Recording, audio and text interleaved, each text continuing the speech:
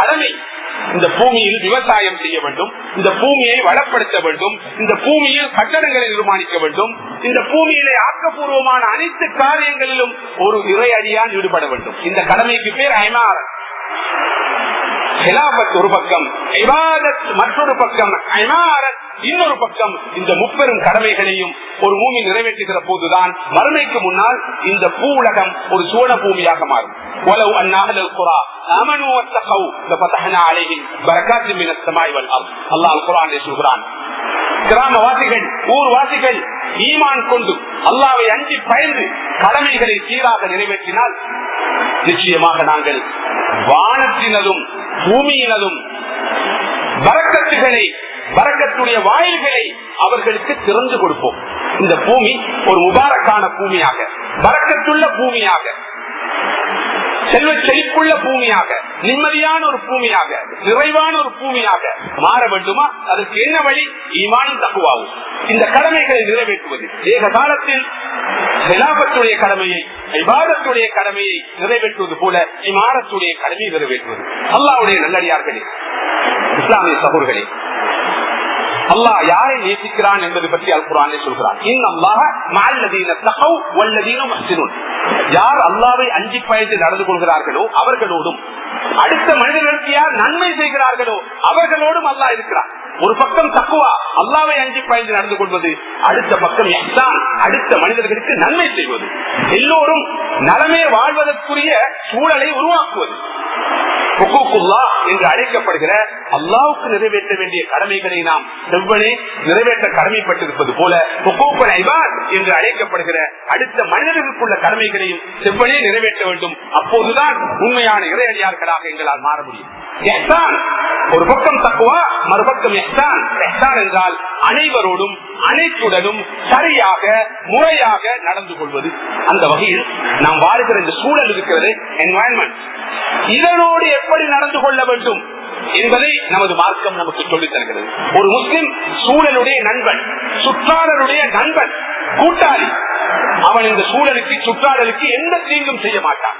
இது அல்லாஹ்வுடைய சூழல், அவன் படைத்த சுற்றாடல், அவனுடைய பூமி. அதனை வளப்படுத்துகிற, அதனை பாதுகாக்கிற, அதனை மாக்கடையாமல் சுப்பரமாக வைத்துக் கொள்கிற, சுத்தமாக வைத்துக் கொள்கிற ஒரு கடப்பாடு, ஆன்மீக தார்மீக கடப்பாடு ஒரு இறை விசுவாசிக்கு இருக்கிறது.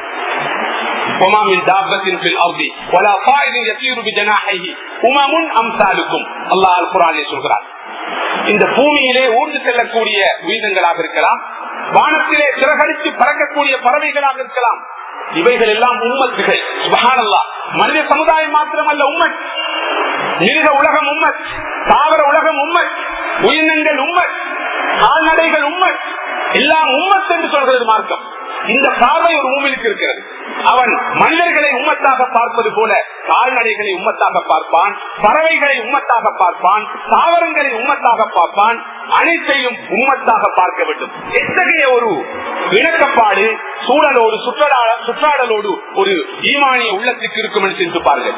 அல்லாஹ் மனிதர்கள் மாத்திரமல்ல, வானங்கள் இருக்கிற அனைத்தும், பூமியில் இருக்கிற அனைத்தும் அல்லாஹ்வுக்கு சுஜூத் செய்வதாக சொல்கிறான். இந்த வானம் அல்லாஹ்வுக்கு சுஜூத் செய்கிறது, இந்த பூமி அல்லாஹ்வுக்கு சுஜூத் செய்கிறது. சந்திரனும் சூரியனும் மலைகளும் மரங்களும் உலகத்தில் இருக்கிற அனைத்து ஜீவராசிகளும் உயிரினங்களும் கால்நடைகளும் அல்லாஹ்வுக்கு சுஜூத் செய்கின்றன. இந்த உண்மையை ஏற்றுக்கொண்டவர்கள் நாங்கள், இதனை நம்புவர்கள் நாங்கள்.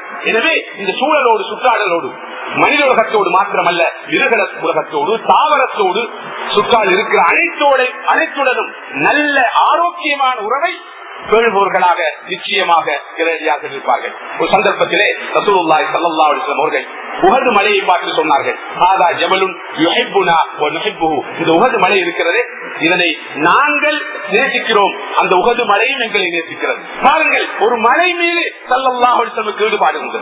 எனவே நாம் மனிதர்கள் அல்லாத ஏனையவற்றை, சூழல் சுற்றாடில் இருக்கக்கூடியவற்றை சாதாரண படைப்புகளாக கருதக்கூடாது. அவை உம்மத்துகள், அவை பேணி பாதுகாக்கப்பட வேண்டும், அவற்றுக்குரிய ஹக்குகள் சரியாக நிறைவேற்றப்பட வேண்டும். இந்த மார்க்கத்துடைய நோக்கங்கள் 5 இருக்கின்றன. இந்த மார்க்கத்துடைய ஷரியாவுடைய குறிக்கோள்கள் 5 காணப்படுகின்றன. தீனை பாதுகாக்க வேண்டும், மனித உயிரை பாதுகாக்க வேண்டும், மனிதனுடைய சொத்து செல்வம் பாதுகாக்கப்பட வேண்டும், மனித பரம்பரை மனித இனம் பாதுகாக்கப்பட வேண்டும், மனிதனுடைய அறிவு பாதுகாக்கப்பட வேண்டும்.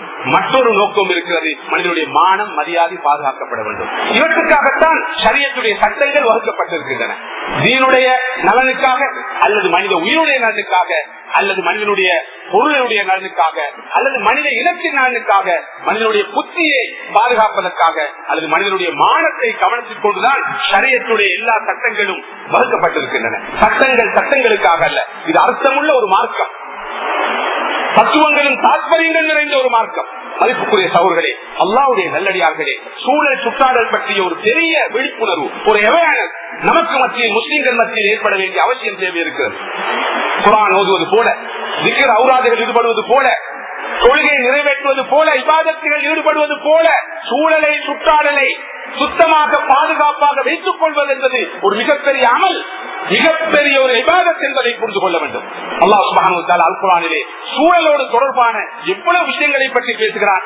மிருகங்களை பற்றி அல் குர்ஆன் பேசுகிறது. சூரத்துல் பக்ரா மாடு பற்றி ஒரு அத்தியாயம், சூரத்துல் அன்ஆம் கால்நடைகள் பற்றி ஒரு அத்தியாயம், சூரத்துல் ஃபீல் யானை என்பது அதன் பொருள், அல் ஆதியாத் மற்றொரு சூறாவுடைய கருத்து, மற்றொரு சூறாவுடைய தலைப்பு, குதிரை என்பது அதன் பொருள், நஹல் தேன் என்பது பொருள், அந்நம்ல் எறும்பு என்பது பொருள், அல் அன்கபூத் சிலந்தி என்பது பொருள். இவ்வாறு எத்தனை மிருகங்களை பற்றி அல் குர்ஆன் பேசுகிறது என்பதை பார்க்கிறோம். தாவரங்களை பற்றி அல் குர்ஆன் பேசுகிறது. சூரத்து தீன் என்ற அந்த அக்கியை பற்றி அல் குர்ஆன் பேசுகிறது. இரும்பை பற்றி அல் குர்ஆன் பேசுகிறது. சூரத்துல் ஹதீத், அல் ஹதீத் என்றால் இரும்பு, உருக்கி என்பது பொருள். அராஜ் என்றால் இடி, அல்லாரியாத் என்றால் காற்று, அந்நஜம் என்றால் நட்சத்திரம், அல் ஃபஜ்ர் என்றால் அதிகாலை, ஷம்ஸ் என்றால் சூரியன், லெய்ல் என்றால் இரவு, அத்ஹா வல் அஸ்ர் காலம் பகல் பொழுது. இவையெல்லாம் அல் குர்ஆனில் இருக்கின்ற சூறாக்களுடைய பேர். அத்தூர் என்றால் மலை, அல் கஹஃப் அல் அஹ்காஃப் இவை இடங்களுடைய பெயர்கள். இவ்வாறு சூழல் சுற்றாடல் இருக்கின்ற மிருகங்கள், தாவரங்கள், உயிரினங்கள், குழு பூச்சிகள் பற்றியெல்லாம் அல் குர்ஆன் பேசுவதை பார்க்கிறோம். உலகத்திலே ஒரு பசுமை புரட்சியை உருவாக்க வந்த மார்க்கம் இஸ்லாம். இஸ்லாம் அழகுணர்ச்சியை என்று சொல்கின்ற அந்த அழகுணர்ச்சியை வலியுறுத்துகிற மார்க்கம். இதனை பற்றி ஸல்லல்லாஹு அலைஹி வஸல்லம் அவர்கள் நிறைவே பேசியிருக்கிறார்கள். சகோதரர்களே, அல்லாஹ்வுடைய நல்லடியார்களே, மாமின் முஸ்லிமின் யஸ்ரஉ ஸர்அன் அவ் யக்ரஸு கர்ஸன் ஃபயஅகுல் மின்ஹு ஹயவானுன் அவ் தைருன் அவ் இன்சானுன் இல்லா கான லஹு பிஹி ஸதகா.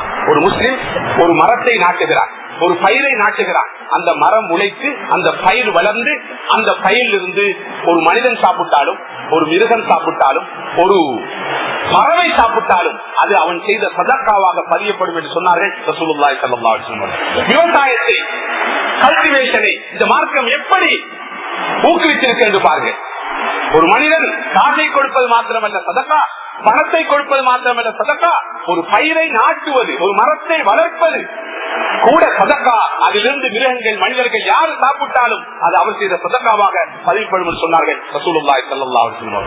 அல்லாஹ்வுடைய நல்லடியார்களே, இஸ்லாமிய சகோதரர்களே, ரசூலுல்லாஹி ஸல்லல்லாஹு அலைஹி வஸல்லம் சொன்ன மற்றொரு ஹதீஸ் எமது கவனத்துக்குரியது நான் நினைக்கிறேன். நபி ஸல்லல்லாஹு அலைஹி வஸல்லம் அவர்கள் சொன்னார்கள், ஒரு மனிதனுடைய கையிலே ஒரு ஈத்தம் கன்று இருக்கிறது.